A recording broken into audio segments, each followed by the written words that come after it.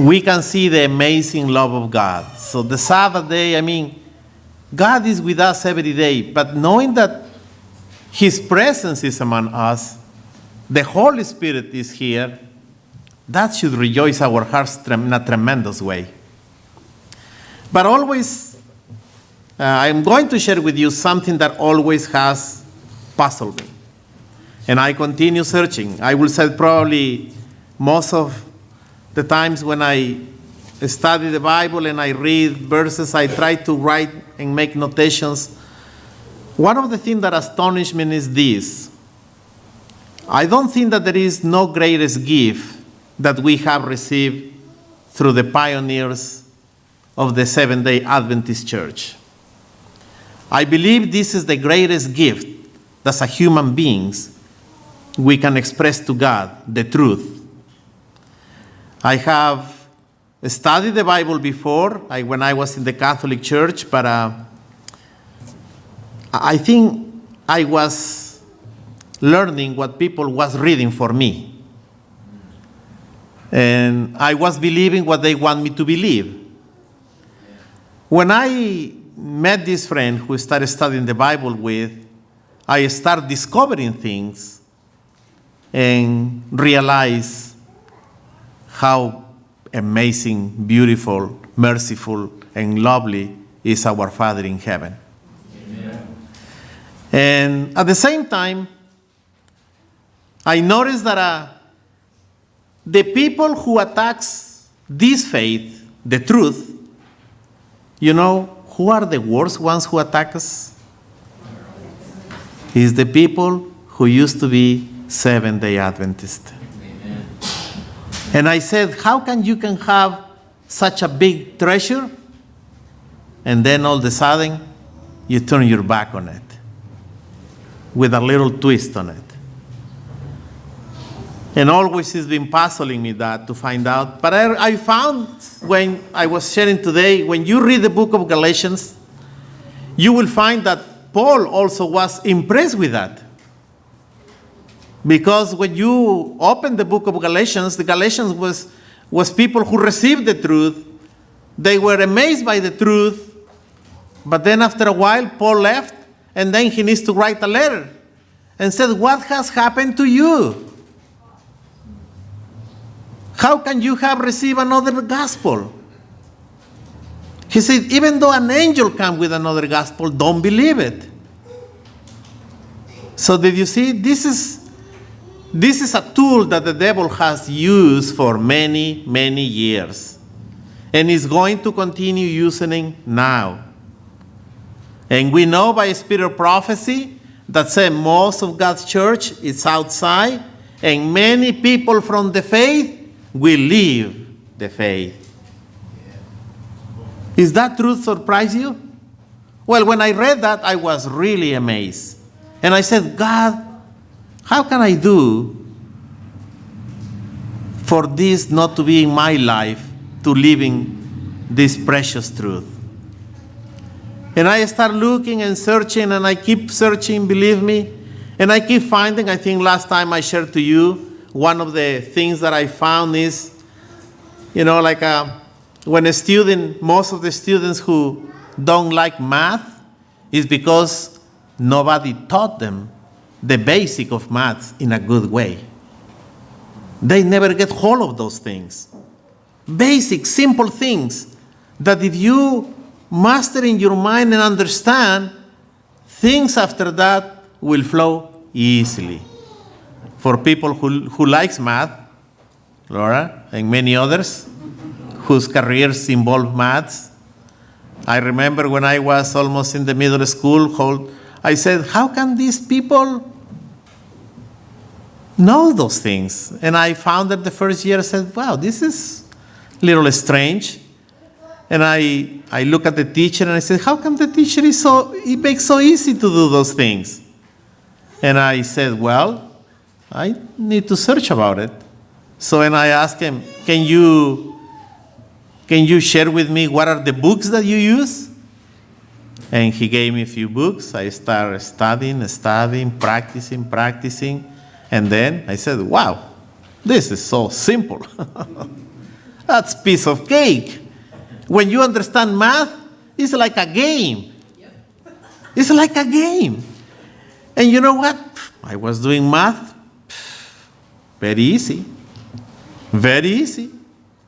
Such is that in my last years, the teachers, they say, you don't need to take the test. Can you help me to watch the students? I was passing by and I saw the students doing the test. Said, this. And I always tell to my kids, when you find something complex, you need to go to the basics. And when you go to the basics, because those formulas that is in math is because somebody found the basics. And they put them together and they can be applied to bigger numbers. So one of the things that I found is in Christianity, we tend to forget the basics. We assume the basics as granted. We think that the basics is just, I know them, and that's it.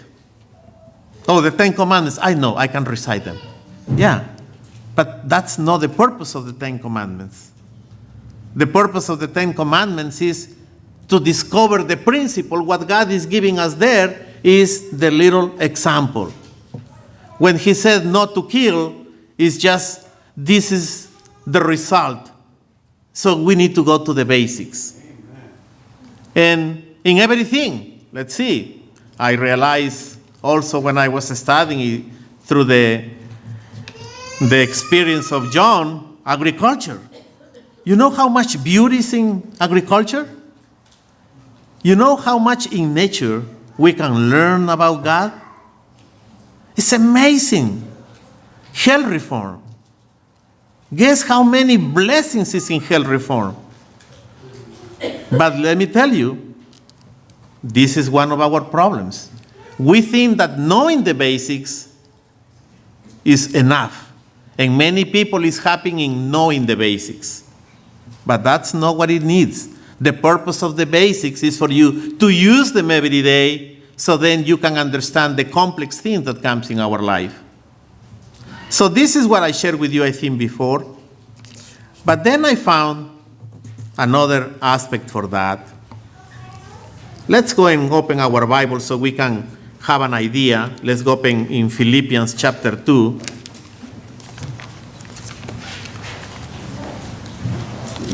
And actually, if you look at the title that is in the, most of the times I don't put titles to when I share with you because I truly believe that everything is one truth.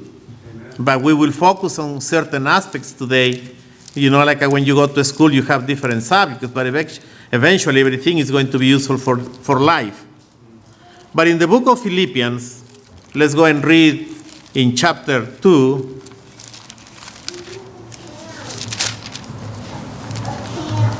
Philippians chapter 2, we are going to read verses,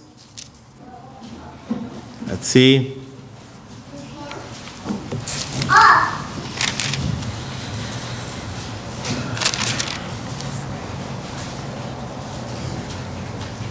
let's read verses 12 and 13.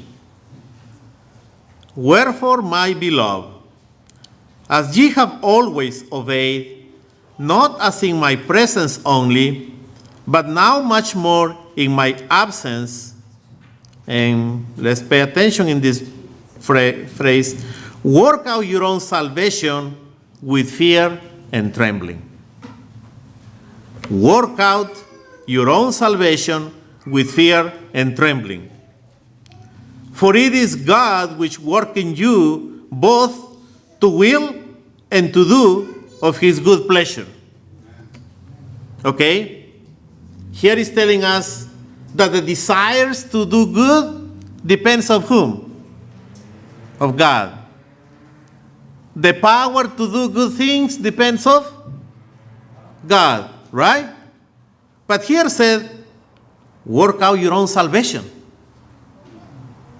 How can you do that? God put this desire in my heart to do good. God gives me the power to do good. How can I need to work my own salvation? And I believe This is what in Christianity, it can be an area in our lives that we can fail. This is what is called to work in cooperation with God. I realized that this is a very important truth, because if you search in Ellen G. White, there is a letter that she addressed to a brother, and this brother was telling Ellen G. White, don't need to say names, but he was telling her, I am struggling with this sin in my life. He was making a comment of one sin. He said, I'm struggling with this sin in my life. I've been praying nights after nights. Do we need to pray? We need to pray. And this man, he said, I'm praying every night for God to help me with this sin. He said, I am reading the Bible. Do we need to read the Bible? We need to read the Bible. Do we need to pray? We need to pray. But he said, I keep failing and failing and failing. Have you experienced anything like that? And he writes to Ellen G. White, and then I consider important this one, because she received a message of God to answer to this man. And this is a person who was working in the church. This is not a guest, a visitor. And finally, the answer is this. You are praying. You are reading the Bible. But Ellen G. White said, God cannot do for you what you need to do for yourself. God is never going to do for you what you need to do for yourself. And I found that this is probably another of the reasons why our Christianity can fail. Here said, this is a series of letters that she wrote, and it's under the group of, they call it El Shiving Library in Volume 1, page 89. She said here, the work of salvation is a work of co-partnership, a joint operation. No man can work out his own salvation without the aid of the Holy Spirit. The cooperation of divine and human forces is necessary for the formation of right principles in the character. Man is to make, in general, our people, all as people, we need to make the most strenuous effort to overcome the tempter, to subdue natural passions. But he is wholly dependent upon God for success in the work of overcoming the propensities that are not in harmony with the correct principles. You know, if you look at that, this is talking about what? You look at two persons, okay, and you invite two people to come to a meeting. One person is very thankful. One person, this same person, is not only thankful, but is eager, anxious for that meeting, because there is going to be something good in that. Then you have another person who doesn't like the meeting, doesn't like the subject, does not want to be there.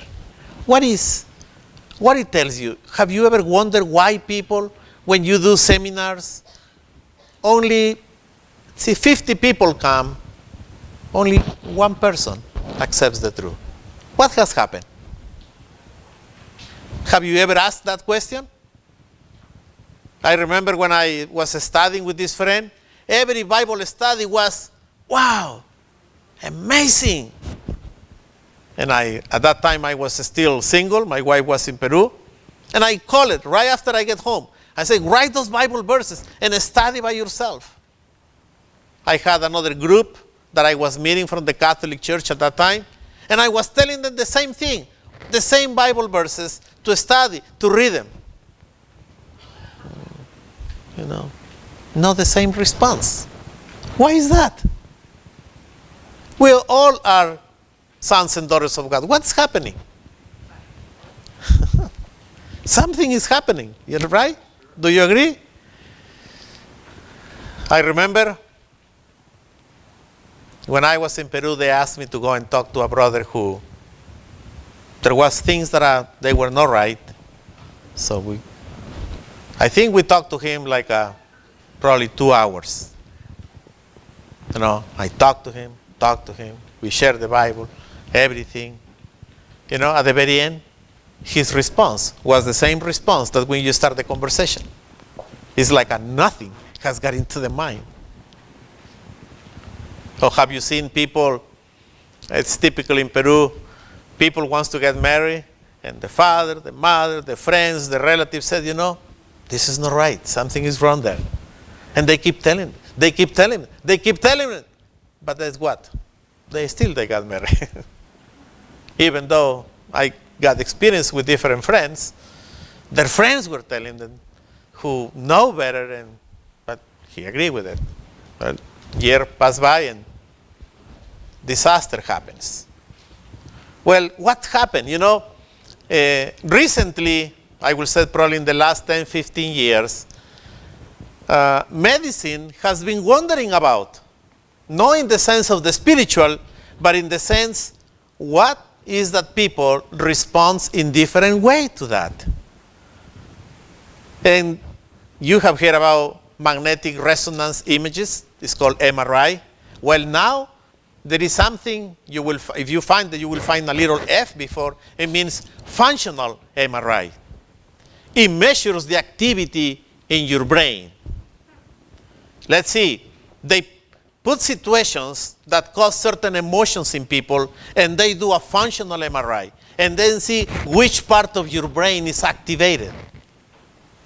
Well, this is what they did with a group of people. They put people in a situation where they are invited to work in cooperation with another person. And you will find one person is willing to, and they do the functional MRI.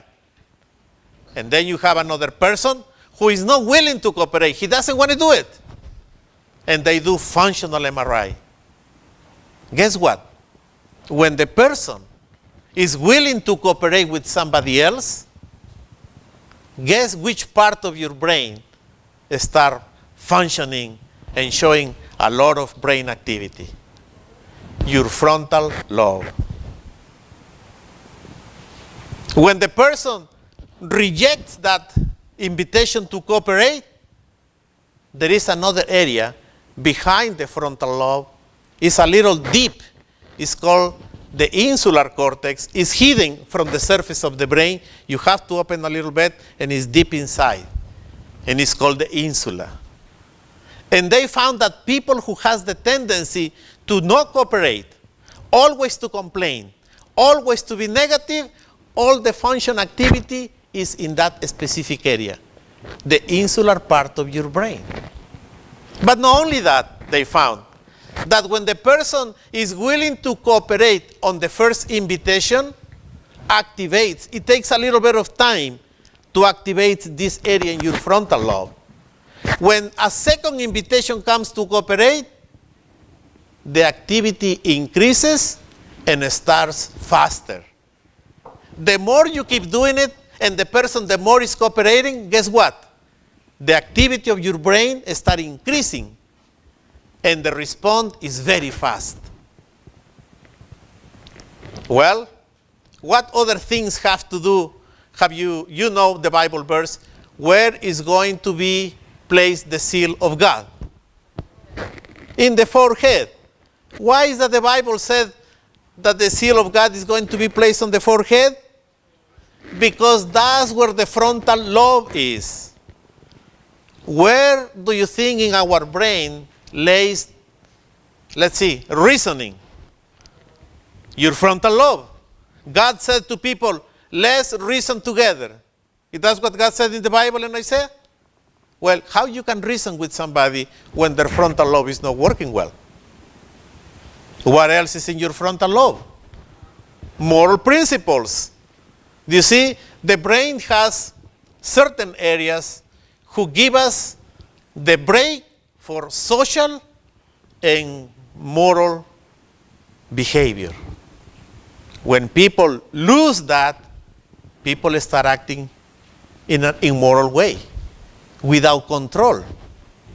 What else is there? The power of will. What makes us to determine this is right, this is wrong. What is that? Is our frontal lobe. So, and there are another functions. There are different things about memory. The impulses. Have you seen when people are very impulsive? There is a situation and all of a sudden, boom, they release some words. And say, oops, I'm sorry. They say the things that they were wrong. This is the impulsivity. When people is very impulsive, they cannot control themselves. Where it lays the anatomic area is our frontal lobe. What things are damaging our frontal lobe? And this is what I want to tell you. Let's say I'm going to mention just a few things. Do you think that diet is important for that? Yes. You see how much MSG right now is in the food? Have you go to these Oriental restaurants? You test the food. It's very good. You buy the same ingredients to do at home. Doesn't taste the same. Why? MSG, monosodium glutamate. And that monosodium glutamate is in almost 90% of most of the prepared food that you find in restaurants, unless they said no MSG. Porque the glutamate is one of the essential elements in our brain, but monosodium glutamate is a abnormal form. It's like a counterfeit form for that. It's very good for your tongue. It makes you feel good, but hey, it's like a Trojan horse. You eat that food, and there is a terrible weapon that destroys your frontal lobe. Refined sugar, same thing. It stimulates areas in your brain that should not be used there. That's what when kids you give a lot of sugar, how do they behave? Can you control them? You see, they become very impulsive. They cannot control themselves. Imagine those things. This is just, I mentioned a few ones. There are many who they affect your frontal lobe. And as a consequence, when there is an invitation to cooperate with God in working, what do you think is going to be the response of people? No cooperation. And you know, when no cooperation is on my side with God, who is going to take place in that? My own ideas. My own reasoning. I don't want to reason with God. I can do my own reasoning. And you will find a lot of things, right? Like we were talking today in the Sabbath school lesson. Hey, look at kids are not coming, youth are not coming to the church. Well, my reasoning said, let's bring a better music, right? And another music comes in. Hey, people don't want to come here. Well, let's come very informal, in shorts, in t-shirts. You see, it's my own reasoning. God is trying to reasoning with us. We need to cooperate with Him, but eventually, hey, God said this is the best for you to eat. Hey, what's wrong with it?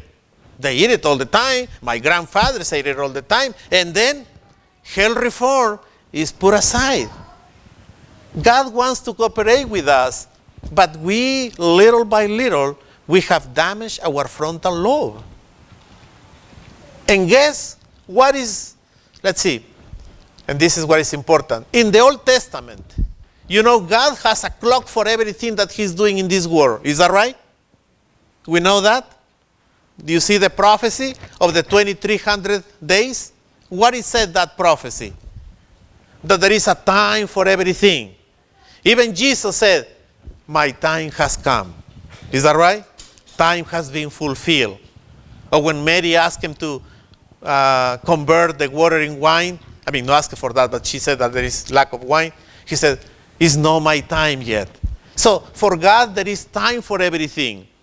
God has been looking into you, into me, that we were going to be born on this earth, and he wants to prepare us. But what about the Old Testament? What about if Jesus would have come in the times of Abraham? It was not the time yet, right? So God needs to impress people what is the plan of salvation. How did he needs to have something in their minds constantly activating. So the other thing is this, your brain, when some stimuli comes from the outside, either you hear something, you see something, how does it reach your brain? In medicine, there is something that is called pathways. So it needs to travel that way. So the stimulus from the outside needs to come from the outside through your ears, eyes, or whatever, and then it goes, if it's from God, needs to come to your frontal lobe. So you can be in the attitude of reasoning and cooperation with God.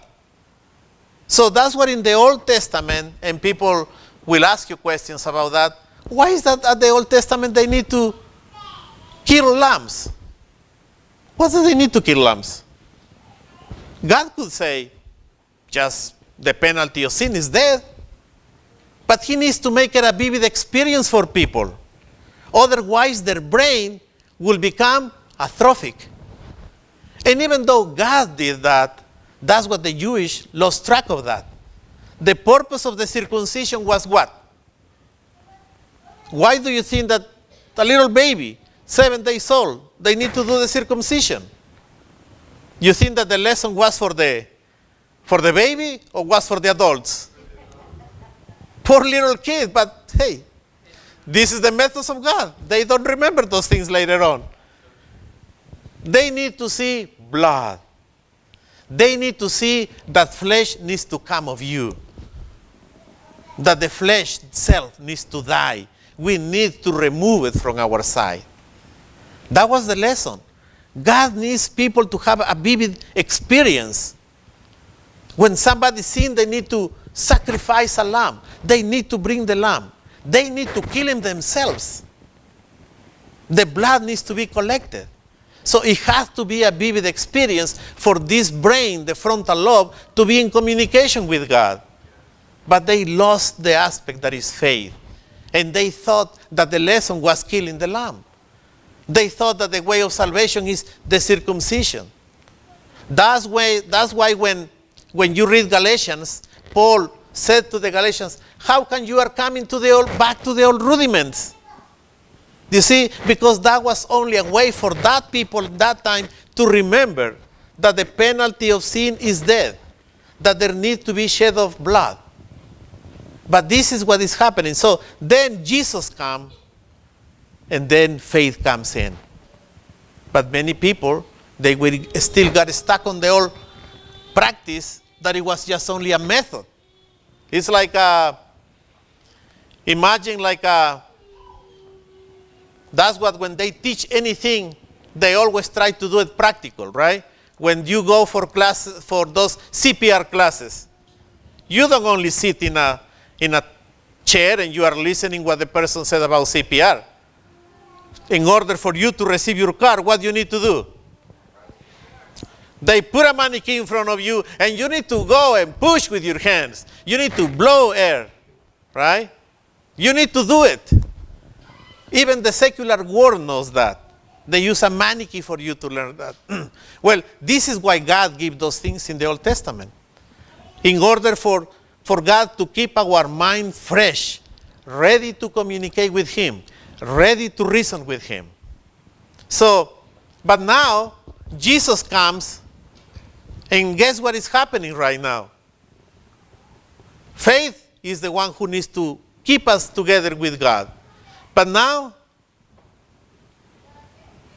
people lost the emotions for this aspect. You know, That's what Jesus said. When I come to this earth, would I found faith? Remember this Roman soldier who came to ask to heal his servant? And this man said, okay, let's go. No, no, no, said the Roman soldier. Just only say it. He said, because I am a man who has men under my order. I said do that and they do it. So please only say it. What it comes after that is the most beautiful words that you will find in the Bible. Jesus was amazed. You don't find Jesus was amazed from any of those Jewish on that time.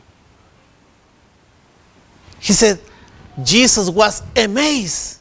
Wow, look at that. What was amazing for Jesus? The faith of that man. He said, I have not seen such a faith in all these people. But it came from somebody who is a Gentile. Do you see? Faith, that's why for us, the only way to keep in a strong communication for these pathways to be active all the time, to our brain, to our frontal lobe, that's what is important, obedience. Do you see, obedience makes a miracle in your life and in my life. When we are willing to obey, when you are willing to say, okay, I am going to do this, there is a miracle that goes beyond our understanding. There is a special power that God released for you who make it easier for the next time. But this work of cooperation with God is being affected tremendously. Let's go and read another Bible verse so we can illustrate that. Let's go into the book of John. As I keep mentioning different things, you probably are going to remember different Bible verses, because this is what happened when I was studying this. Let's go and read. This is the story when Philip talks to Jesus in John chapter 14. John chapter 14. Let's go and read. We can read from 8 to 12 so we can analyze this verse. Philip said unto him, verse 8, John 14, verse 8, Lord, show us the Father, and it sufficeth us. Jesus said unto him in verse 9, have I been so long time with you, and you hast thou not knowing me? Philip, he that hath seen me hath seen the Father. How sayest thou then, show us the Father? Verse 10. Believest thou now that I am in the Father, and the Father in me? The words that I speak unto you, I speak not of myself, but the Father that dwelleth in me, he do the work. Here in this verse, you will find the secrets for this cooperation with God. What is said here? Do you remember when Jesus was healing anybody? What he was doing before he healed anybody? He prayed. He asked the